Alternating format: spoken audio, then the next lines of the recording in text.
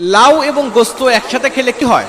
আল্লাহ রাসূল সাল্লাল্লাহু আলাইহি সাল্লাম লাউ এবং গোস্ত কেন একসাথে খেতেন এবং কেন এটা পছন্দ করতেন? বর্তমান বিজ্ঞান হতবাক আল্লাহ রাসূলের এই খাবারগুলো নিয়ে গবেষণা করে। আল্লাহ রাসূলের পছন্দের তালিকায় যত খাবার আছে প্রত্যেকটা খাবার বিজ্ঞানরা রিসার্চ করে আশ্চর্য যে এটা কিভাবে সম্ভব। বিশ্বনবীর পক্ষে মরুভূমির প্রান্তরে জন্ম নিয়ে এত বৈজ্ঞানিক বিষয়গুলো তার জানা। লাউ এবং গোস্ত এটা আল্লাহ রাসূল খুবই পছন্দ করতেন একসাথে খাওয়ার জন্য।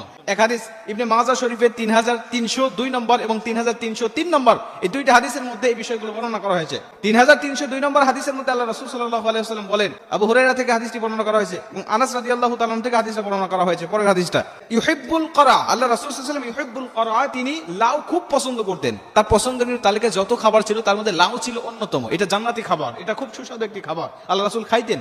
এজন্য আমরাও লাউকে পছন্দ করব। অনেকে বলে যে আমি লাউ পছন্দ করি না, এটা আমাদের বলতে পারবো না, এটা আমাদের বলা ঠিক হবে না, কারণ আল্লাহ রাসূল যেটা পছন্দ করতেন সেটা আমি অপছন্দ করার কে?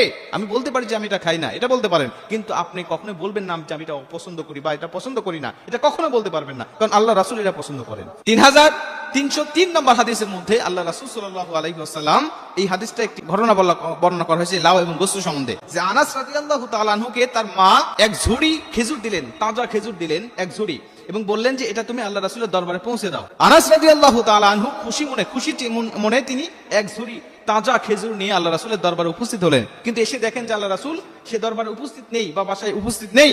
আল্লাহ রাসূল তার একজন মুক্ত দাসের বাসায় দাওয়াত খাওয়ার জন্য তিনি গিয়েছেন, তার খোঁজ নেওয়ার জন্য। নিকটেই বাড়ি হওয়ার কারণে আনাস রাদিয়াল্লাহু তাআলা আনহু তার খোঁজ নিয়ে চলে গেলেন তার বাসায়। গিয়ে দেখলেন যে আল্লাহ রাসূল খেতে বসেছেন, দাওয়াত খাচ্ছেন। যিনি দাওয়াত দিয়েছেন উনি রান্না করেছেন আল্লাহ রাসূলকে খাওয়ানোর জন্য এই গোস্ত দিয়ে লাউয়ের মধ্যে গোস্ত দিয়ে আল্লাহ রাসূলের জন্য তিনি খাবারটা রান্না করেছেন, কারণ এটা আল্লাহ রাসূলের ফেভারিট খাবার ছিল, খুব প্রিয় খাবার ছিল, এজন্য তিনি জানতেন এর জন্য খাবারটা রান্না করেছেন। আনাস রাদিয়াল্লাহু তাআলা আনহু বলছেন, আমি যাওয়ার পরে দেখি যে আল্লাহ রাসূল এগুলো খাচ্ছেন। আমাকে যিনি ওই বাড়ির মালিক আমাকে তিনি বললেন যে তুমি বসে যাও আল্লাহ রাসূলের সঙ্গে তুমি খাবার জন্য, আমাকে দাওয়াত দিলেন এবং আমিও বসে গেলাম, আমি খাবার খেলাম, আমি খাবার খাচ্ছি, আল্লাহ রাসূল খাচ্ছেন। আমি তাকিয়ে দেখি আল্লাহ রাসূল সাল্লাল্লাহু আলাইহি ওয়াসাল্লাম গোস্ত এবং লাউ খুব খাচ্ছেন এবং লাউয়ের গোস্তের মধ্য থেকে লাউটা বেছে বেছে আল্লাহ রাসূল সাল্লাল্লাহু আলাইহি ওয়াসাল্লাম এগুলো খাচ্ছেন। আমিও নিজে লাউ বেছে বেছে আল্লাহ রাসূলের কাছে দিলাম, আল্লাহ রাসূল এগুলো খেলেন। তার মানে লাউ এবং গোস্ত এটা আল্লাহ রাসূল একসাথে খেতে খুব পছন্দ করতেন। এই হাদিস থেকে এটা প্রমাণিত হয়। বর্তমান বিজ্ঞান বলছে যে লাউ এবং গোস্ত খেলে একসাথে খেলে এটা কি হয়, মানুষের দেহে কি উপকার হয়, যে প্রত্যেকটি গোস্তের মধ্যে রয়েছে